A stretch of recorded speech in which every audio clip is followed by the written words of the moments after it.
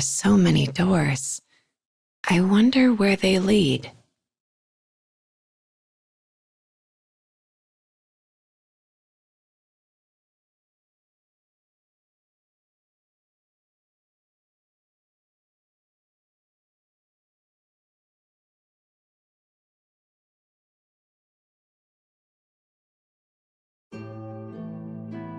Once, there was a pair of beautiful sisters who lived in the woods. They supported one another after the death of their parents and spent their days in happiness and peace.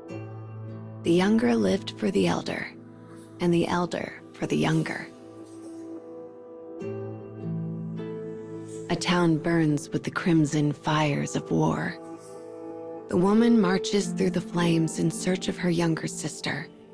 Each step causes her body, which is half machine, to shudder with pain. The kingdom wars to make the world its own. When they capture citizens from opposing countries, they modify their bodies into mechanized weapons of slaughter they then use to feed their own endless ambitions. The sisters were made fodder for a process called the sorting. The elder proved more compatible and has now obtained great power from the machinery grafted onto her body. Her sister, however, he, kill, I want to kill. Unable to withstand such cruel experimentation, the girl's mind shattered, leaving behind a weapon that indiscriminately killed everything in sight. A despicable failure. Eventually, the blade of a kingdom soldier ended the girl's experiment and her life. This is how the kingdom took everything from the elder sister: her home, her forest, her family. After barely escaping with her life, the woman managed to drag herself back to the charred remains of her home, where she secreted herself away to mourn. So much time has passed since that day. Seeking revenge on the kingdom, she hones her power, hunting their soldiers everywhere they can be found. Any small moment of respite in this bloody life is filled with thoughts of the sister she has lost. The face in her memory does not smile, nor does she cry. She only lies in a pool of her own blood as a town burns, passing from this life in endless moments of horrific agony. The woman could do nothing that day save escape. Even her sister's body was left behind. And while she doubts the body is still there, the thought of it consumes her. She deserves a funeral, a proper burial. I can at least do that much for her. And so she decides to return to that dreadful place once more. A solemn air hangs over the town. Traces of battle are everywhere. With the citizens all dead or fled, the kingdom now uses it as a military base. Soldiers swagger about. Rotting bodies lie motionless in dark corners. The woman leaves no trace as she ventures through the town's gruesome battle scars. Her objective is the place where her sister lost her life. Though her body is likely gone, she hopes to find at least one memento of her. She makes her way slowly, avoiding patrols, until arriving at her destination. Until this point, the town has been exactly as she remembered it. But then, no. Oh no. In that moment, panic becomes her world. Before her is a sight that does not match her memories. What was once the ruins of regular civilian homes is now a pure white structure seemingly hewn from a single piece of material. And it sits precisely on the spot where her sister's body fell. It is as though a tower from an alien civilization has suddenly sprouted on the site of her tragedy. The structure's streamlined walls make it the most awe-inspiring thing she has ever seen. It is a foreign sight in this place, a single moment of beauty amidst a world of death. With great caution, she glances around. She spies two soldiers emerging from what looks to be a crevice in the building. An entrance. Without a second thought, she begins to follow, straining to overhear their words. Analysis. Cold. Well. Please. One's military strength will. Please. Their words are a horror. If the kingdom was to find more power, the fires of war would only spread. The woman would do anything to stop that. But what worries her more is the word corpse. Perhaps it is no coincidence this facility sits atop many corpses, including her sister's. As she watches the two soldiers depart, she considers her next move. Sneaking inside the structure would be a massive risk, and yet the soldiers mentioned a corpse. She cannot ignore this possibility, so she steels her resolve and makes her way into the dim interior of the amazing building.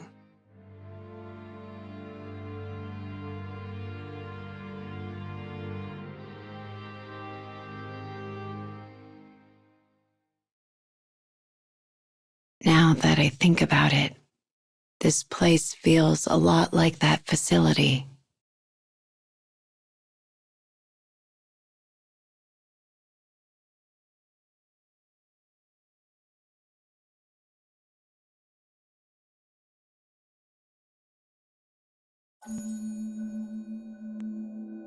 A terrible human experimentation known as the sorting has turned prisoners into modified killing machines.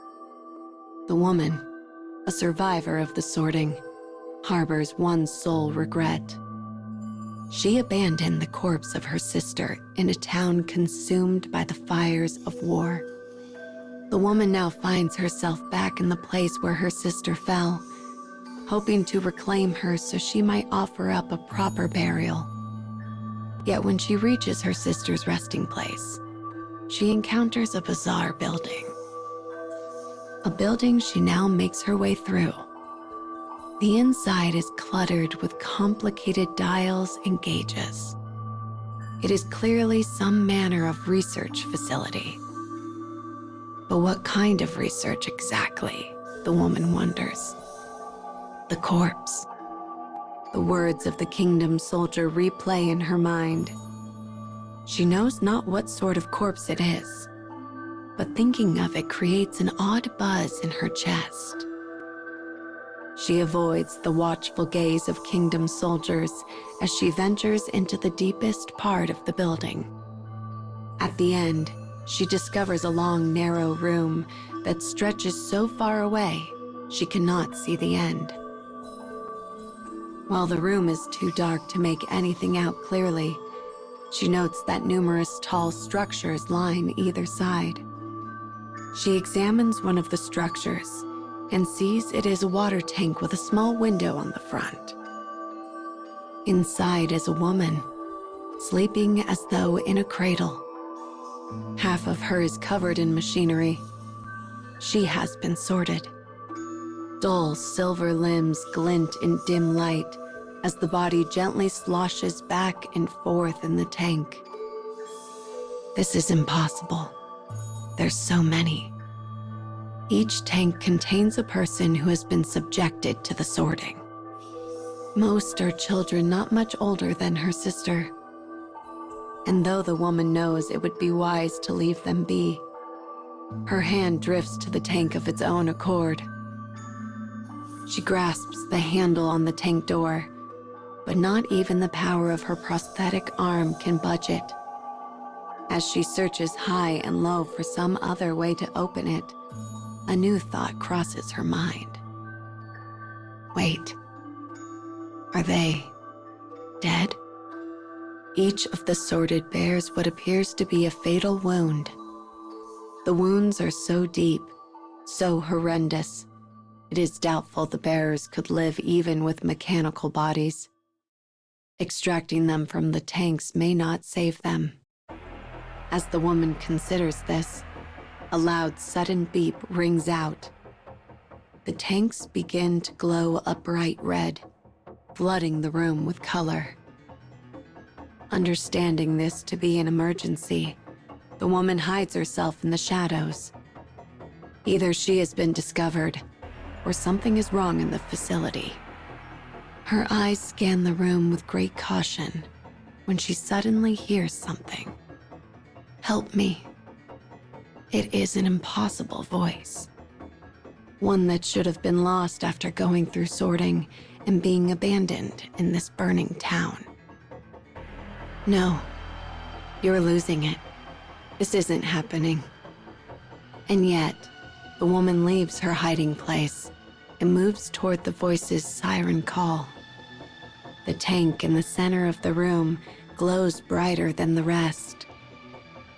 The woman still sees flashes of her sister whenever she closes her eyes. But now they are open. And yet, her beloved sister, looking just as she did on her final day, is suspended within the tank. "Help me." The girl's pleading words emerge from an acoustic device fitted on the tank. Dazed, the woman begins to speak. "I thought you died." The sister's voice is faint. She speaks slowly. But it is her. "Hey, sis. I knew you'd come for me." This is enemy territory. The woman must be alert, must doubt everything she sees and hears. Yet her sister's voice punches vast holes in her usually unshakable guard. Why is she alive? Why is she being held here? As if answering these questions, the girl begins to speak. Those who failed the sorting have been gathered here for further experiments of almost unfathomable cruelty. They are abused, tortured, mutilated, treated no better than a rat in a cage. Also, the kingdom might have the soldiers it so greedily desires. And now, her sister is set to go through a process called a soul transfer. Some people had their bodies broken by the sorting, others, their spirits. Though each of these cases are considered failures, the kingdom believes there might be a way to match a compatible body with another compatible soul. The kingdom does not treat these people as such. Rather, they intend to dismantle their bodies and souls and rearrange them to their own liking. It is a horror. "They're trying to brainwash me," continues the girl.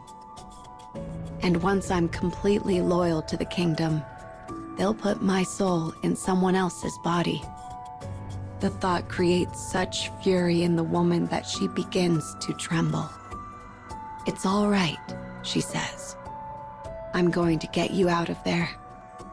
If the door to the tank will not open, she will simply destroy it." She takes weapon in hand and prepares to strike. But then, "Thanks, sis. Now I can finally rest." The woman freezes.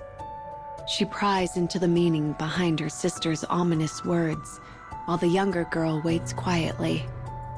No fear, no sadness, simply a moment in time.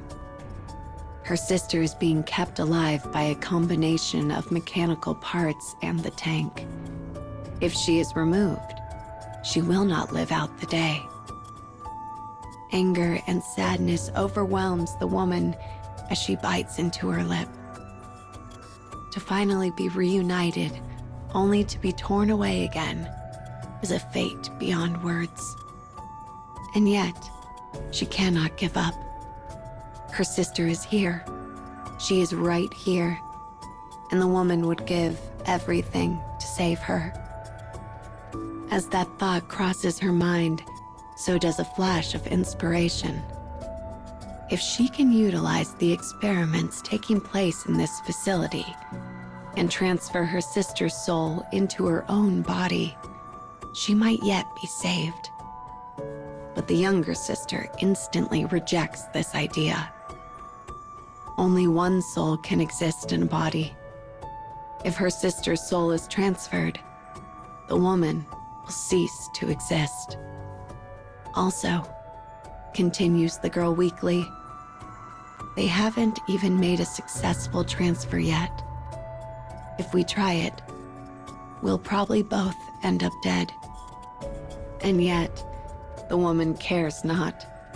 She gently places her hand on the tank and nods once. But sis, why would you? Because you are my son, whispers the woman. After losing their parents, the sisters supported each other through thick and thin. The elder sacrificed her own happiness to watch after the younger like a mother, a choice many others found pitiable. And yet, the woman knows that without her sister, she would have surrendered to the dark long ago. Her sister is her entire reason for living. Let me do this, sis. Please.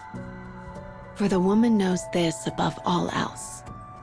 Sacrificing her own life is an acceptable price to save the person she holds most dear.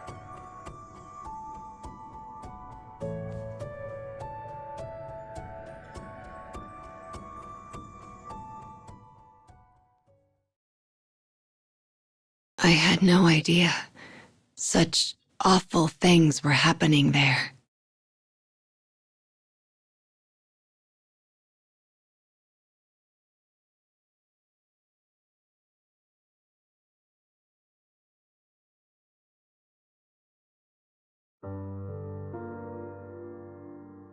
A strange building stands in the middle of a kingdom military compound.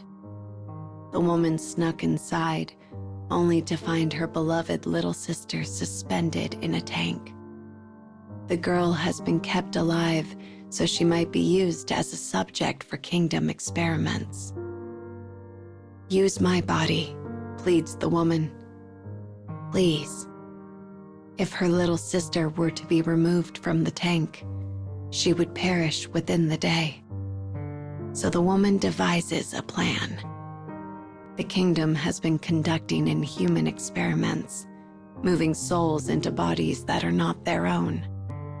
She seeks to use this technology to bring her sister's soul into herself. Yet two souls cannot exist in one body. If she accepts her sister, the woman will disappear. She knows this. And yet, she would rather die than abandon her again. Please say yes, the woman pleads quietly. Please. The light on the machine shifts, changing its hue. A bowl-shaped apparatus the size of a human skull appears. Numerous wires stretch from the device, connecting it to the tank. Giving in to her elder sister's persistence, the younger has finally opened the input to her mind. I might be able to use this to put my soul into your body, says the sister. But once I do, you will. I know, says the woman. I know, and it's fine. The woman operates the apparatus according to her sister's instructions, which are delivered in a quivering voice. She places it atop her head and activates the transfer program. Slowly, her consciousness begins to fade. Leave the rest to me, says the younger sister. Her sister's voice is fleeting, but kind. I would give my everything for her, thinks the woman, as she slowly slips into the dark.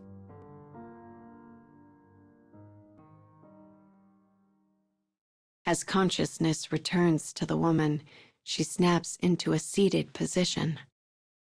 Cautious, she scans her surroundings.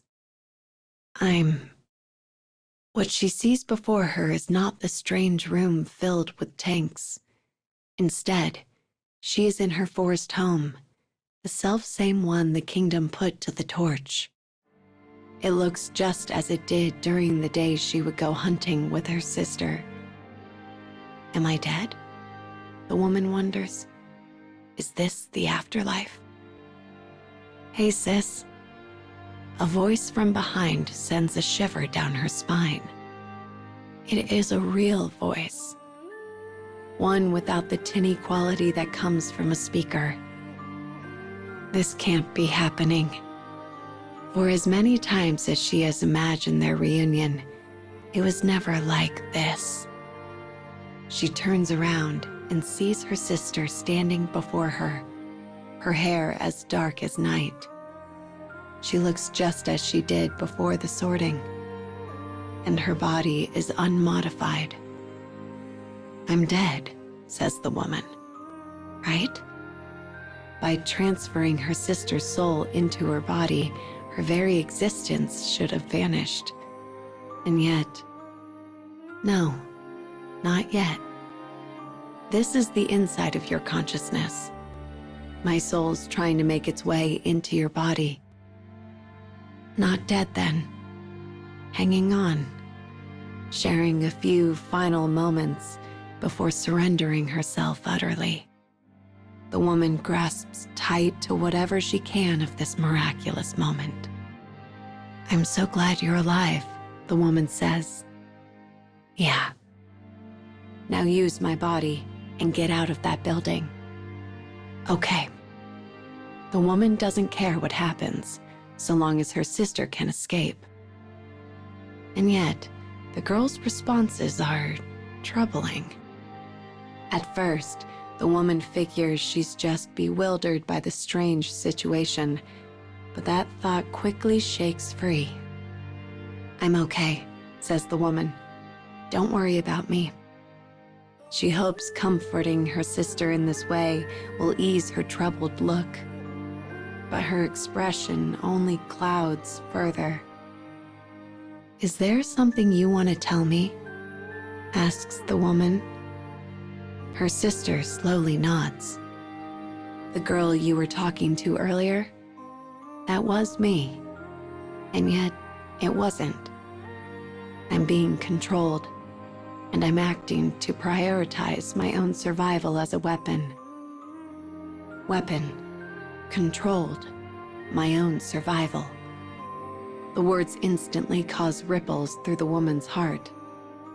The girl goes on to tell her that she was forced to speak and act as she did, so the weapon part of her, the sordid part, could claim her sister's body. The code incorporated into that side of her prioritizes survival above all else, including her will.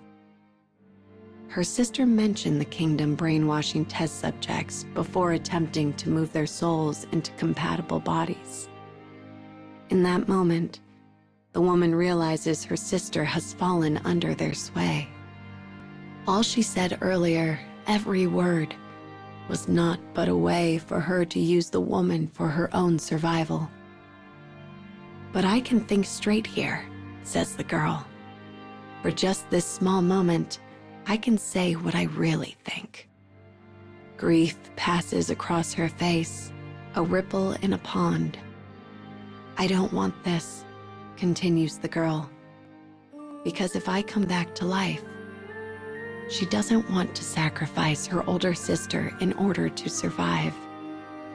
And yet, there is another reason why she cannot come back. For if the girl's soul does find a new home, it means the kingdom's experiment is a success, and that will only lead them to increase the sorting. The casualties from such an event would be unspeakable. For two sisters who have been torn apart by war, such a thing cannot come to pass. So kill me, sis. Kill me and burn this horrible place to the ground. Does she bring her little sister back to life? Or does she sacrifice her to stop the kingdom? The choice is extreme, agonizing, impossible.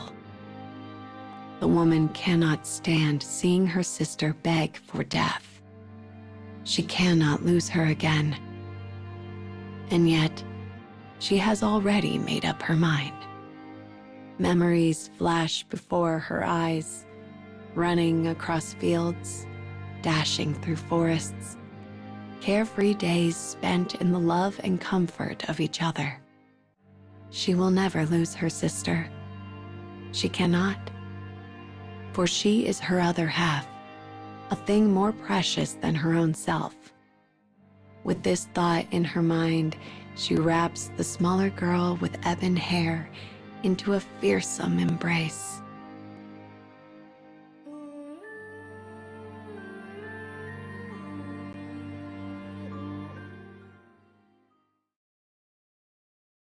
Her voice, her scent, her warmth. I'll never forget those things. But now, I'll have to go it alone.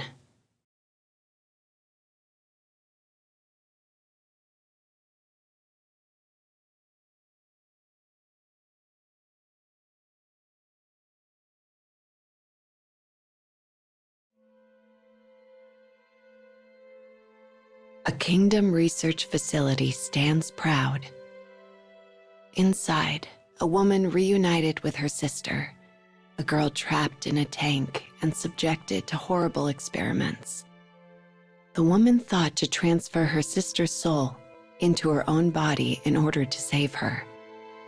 She cared not that the process would result in her own death.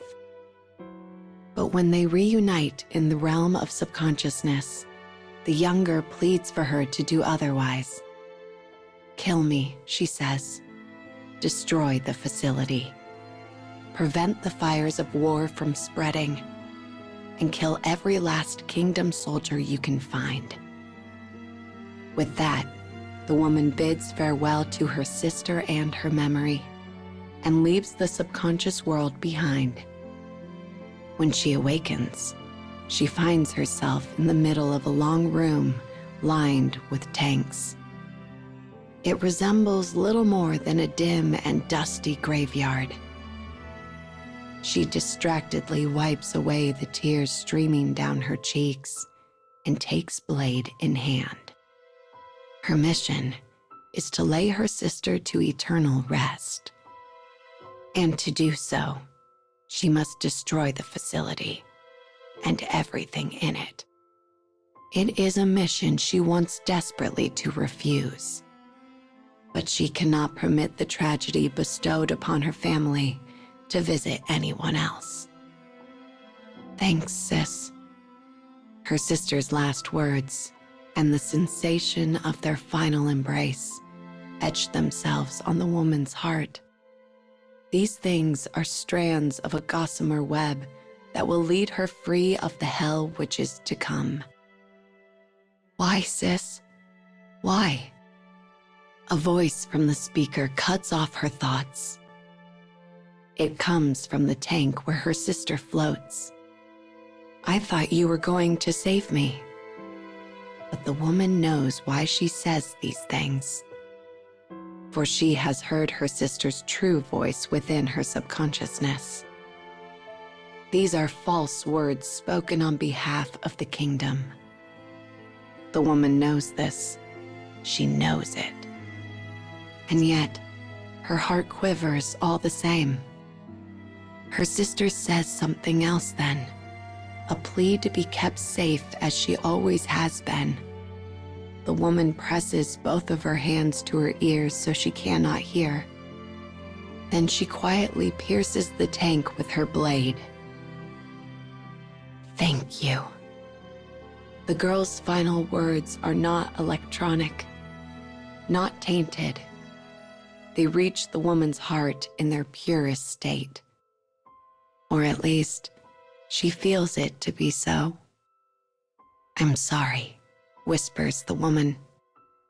Her face is frozen, ice.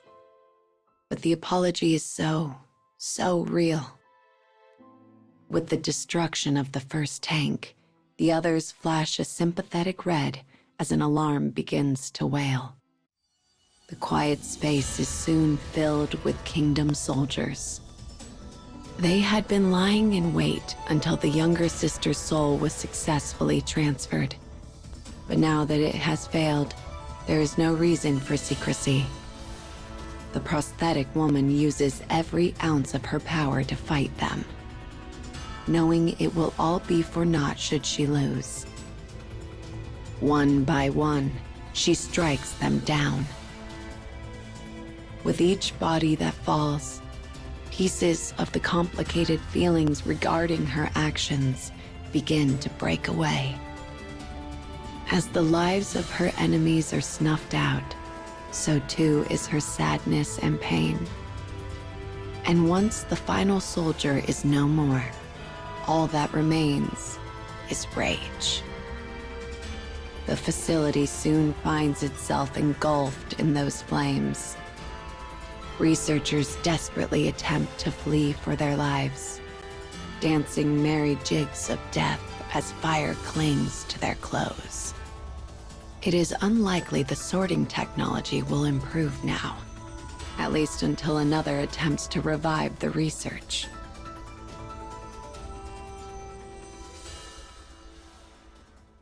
Days after the woman fled the facility, with her sister's body cradled in her arms, she finally arrives home. Her mother, her father, her sister, all are gone now. All are slain. She is all that remains.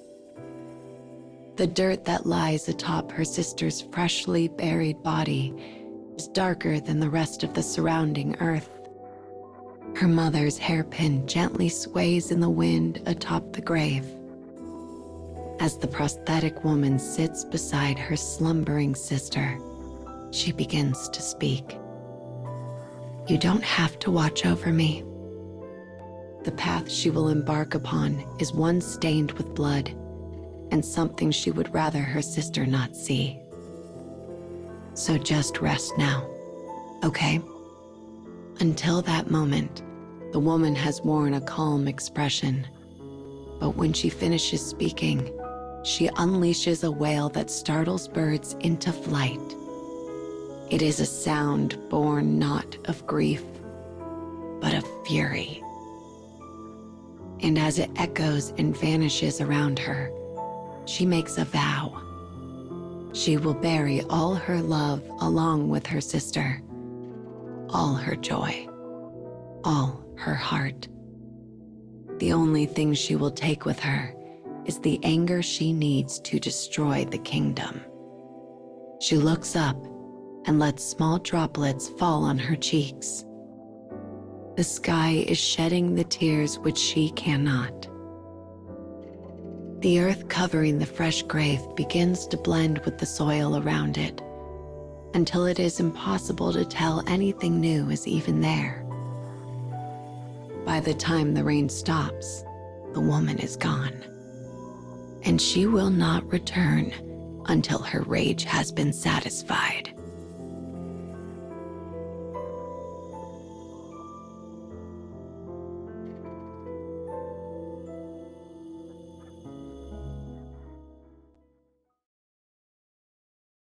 I'm a weapon, and I must stay away from her and my home. At least until I find a way to quell this rage.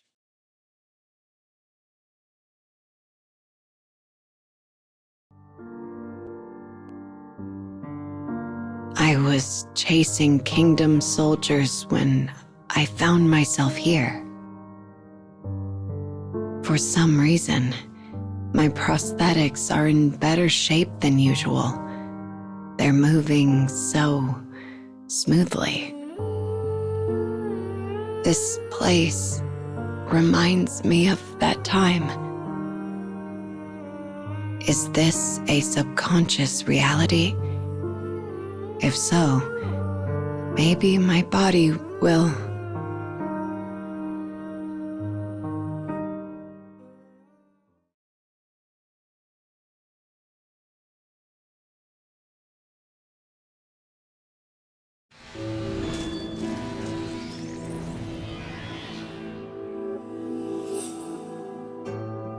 I only seek vengeance for self-satisfaction. I always knew no one would win any happiness from this. Kill, kill, kill. Give her back, give her back, give her back. I can't take this anymore. I don't want to be alone. I don't want to fight. I just want to live in peace with her.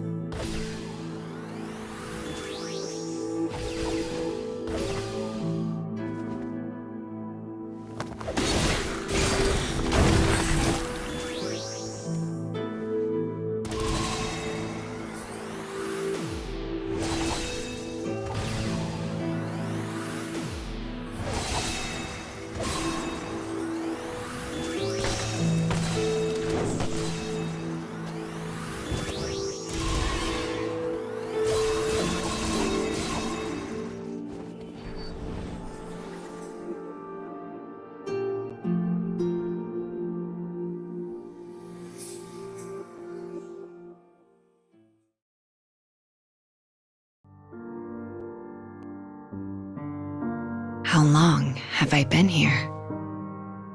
I've lost all sense of time. I have to destroy the kingdom. But why? That's right. I made a vow to sacrifice all that I am. My life has been stained by vengeance. So I'm going to see this through to the bitter end. Thanks for listening. But I don't want you watching over me anymore. I'll see you again when this is all over. I promise.